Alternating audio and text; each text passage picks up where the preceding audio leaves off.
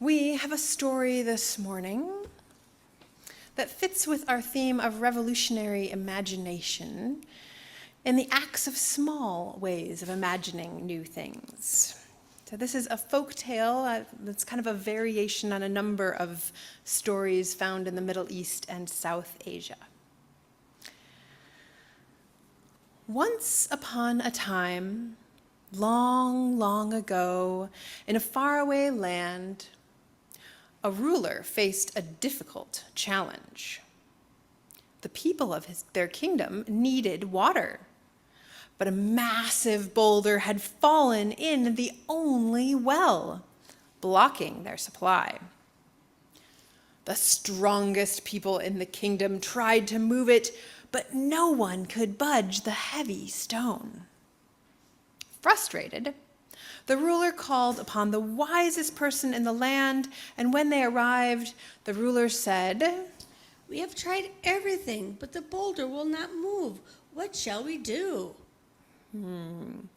This wise one did not rush to answer. Instead, they sat by the well thinking. Finally, the wise one smiled and said, "You need to change how you look at the problem." The people were confused.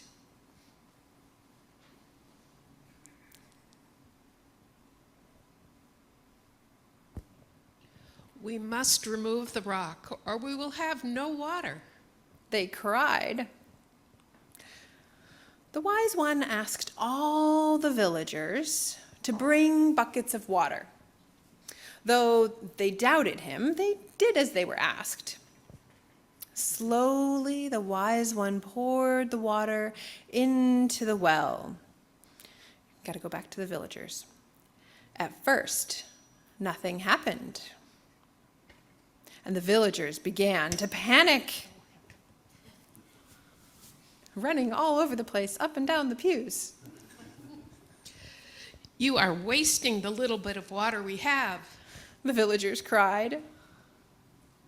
But the wise one kept pouring, and as more and more water filled the space, the great boulder began to rise with the water's force. Soon it floated on top of the water, where it was easily pushed aside. The people cheered. Yay! There's my people. The ruler marveled and said, "We are using strength when we need imagination. You have taught us a great lesson." The wise one replied, Sometimes the answer is not to fight the obstacle, but to imagine a new way around it. Thank you to all of our helpers this morning.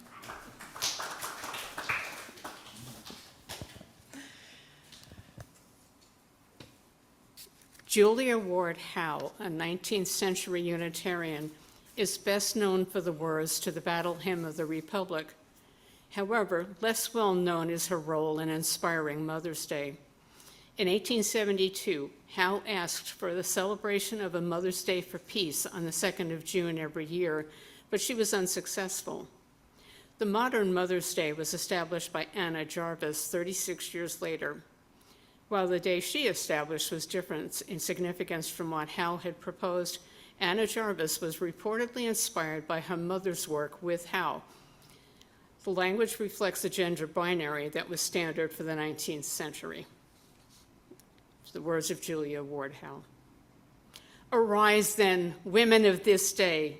Arise, all women who have hearts, whether our baptism be that of water or of tears. Say firmly, we will not have great questions decided by irrelevant agencies. Our husband shall not come to us reeking with carnage for caresses and applause. Our son shall not be taken from us to unlearn all that we have been able to teach them of charity, mercy, and patience. We, women of one country, will be too tender of those of another country to allow our sons to be trained to injure theirs. From the bosom of the devastated earth, a voice goes up with our own. It says, disarm, disarm. The sword of murder is not the balance of justice. Blood does not wipe out dishonor, nor violence indicate possession. As men have often forsaken the plow and the anvil at the summons of war, let women now leave all that may be left of home for a great and earnest day of council. Let them meet first as women to bewail and commemorate the dead. Let them solemnly take counsel with each other as to the means whereby the great human family can live in peace, each bearing after his own kind the sacred impress, not of Caesar, but of God.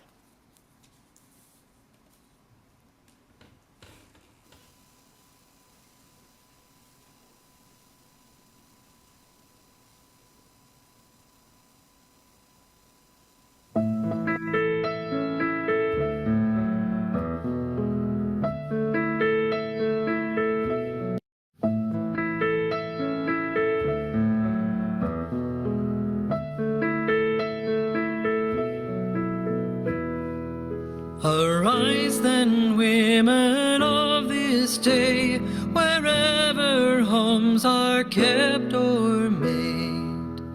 Arise with your courageous hearts and simply say, enough. Enough, I shall not send my own to harm another's loved one, no. Let us lead the way to peace here on Mother's Day. Here on Mother's Day.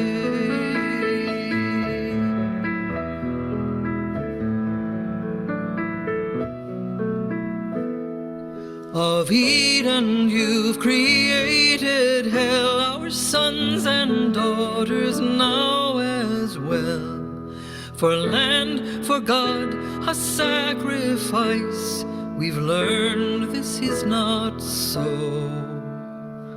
Not so, my sisters, gather here, for we've been washed in God's own tears.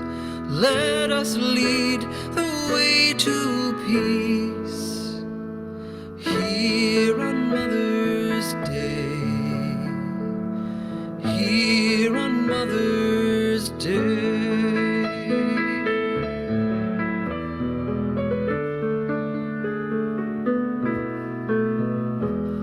To all the women giving birth to children of this blessed earth, no longer silent, bowed, or still, here your time has come.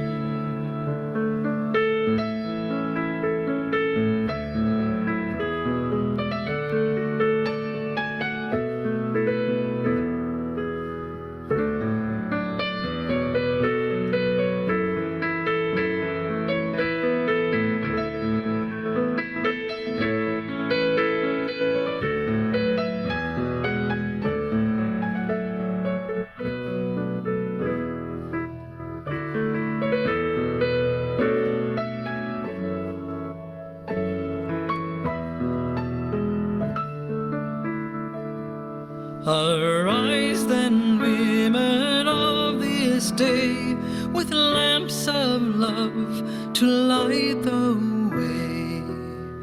Let us lead the way to peace here on Mother's Day. Here on Mother's Day. Here on Mother's Day. Here on Mother's Day.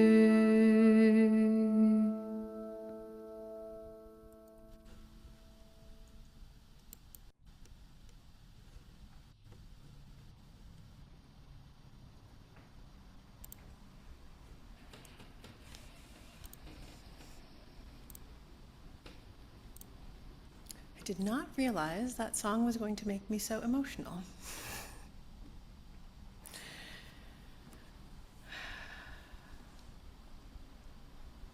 I think it's an interesting coincidence to have Mother's Day and imagination as topics on the same day. I don't know about you, but for me, Mother's Day is a bit of a struggle because I get that Hallmark picture in my head, right? Of, all the gifts and the showering of love, and the message these days is you should, let the mother go and have her spa day and do her own thing. And the practical reality with 2 small children at home is that never happens. I was cleaning the floors this morning because they were too sticky to walk on anymore. And so there's that mixed heartbreak. But these words, the original call of Mother's Day, shifts that picture. It encourages imagining a new world. A world in which the act of mothering is honored at all times. Right? The ways in which mothering calls us to love one another is centered in peace, in relationships, in the ways that we give priority to the well-being of our children. Recognizing that each of us is someone's child, and that we deserve to live a life filled with love, not with war and violence. This call to imagine a new way of being in the world. For those of us raising children, isolation is a real issue right now. There's so much pressure from the media to perform, to have our children meet these high standards while also work full-time as parents. And just the amount of things that one is supposed to do as a modern parent don't make sense. If you let it, it's too easy for all of the time to be taken up in activities and no time be given to relationships. A call to revolutionary imagination is a call to restructuring the ways that we are in relationship with one another. I had a beautiful experience yesterday at Chad's graduation party. I had Felix along with me, who, those of you who don't know, he's 21 months, my little guy, and his language and desire to have things done his way are increasing dramatically every day. And yesterday, multiple folks from this congregation gathered around and engaged with him. They mothered him and cared for him and played with him and encouraged his interactions. To me, that is at the core of what it means to be a community,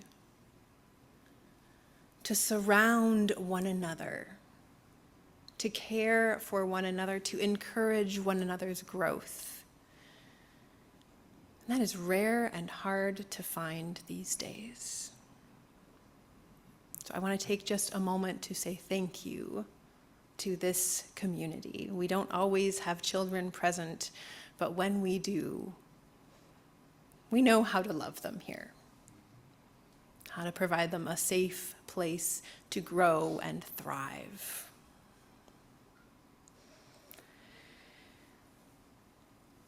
And yet, this call to imagination reflects on multiple levels.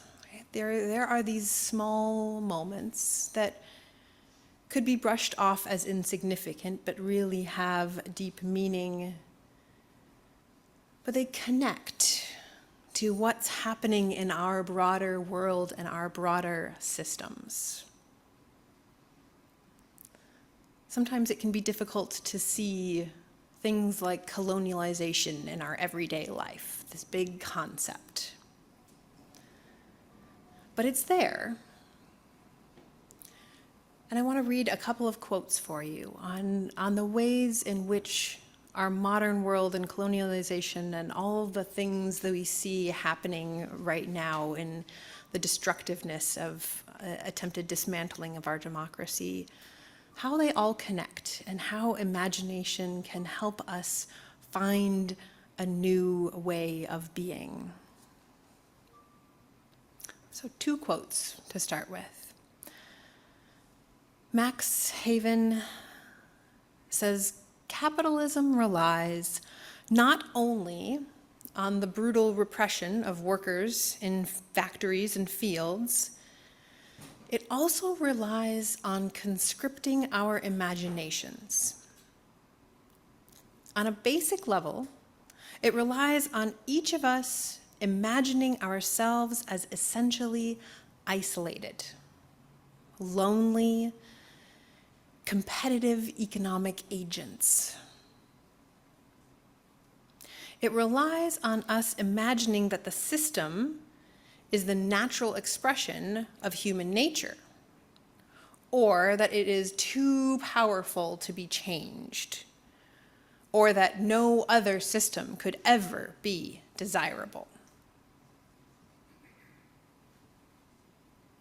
Right? Capitalism, and I would venture to say colonialism, patriarchy, all of the isms that we are struggling with these days, right? They seek to limit our ability to imagine a different way of being in the world. And Adrienne Maree Brown puts it a little bit differently, and I think the nuance is important. So I want to read what she has to say also. She says, "Imagination is one of the spoils of colonialization, which in many ways is claiming who gets to imagine the future for a given geography. Losing our imagination is a symptom of trauma. Reclaiming the right to dream the future, strengthening the muscle of imagination," and she says, "together as Black people, is a revolutionary decolonizing activity." We see this happening in our world right now, right? We see the 2025 project papers are all about this limiting of people's ability to imagine a different future. They've laid out a very clear future of what they want to see. And everything I know about this future, this blueprint that is attempting to be implemented at the national level, says it is against everything that we as religion, as Unitarian Universalists and a people of faith oppose. We center love. We stand and move in the values, let's see if I can get this right, of justice and equity,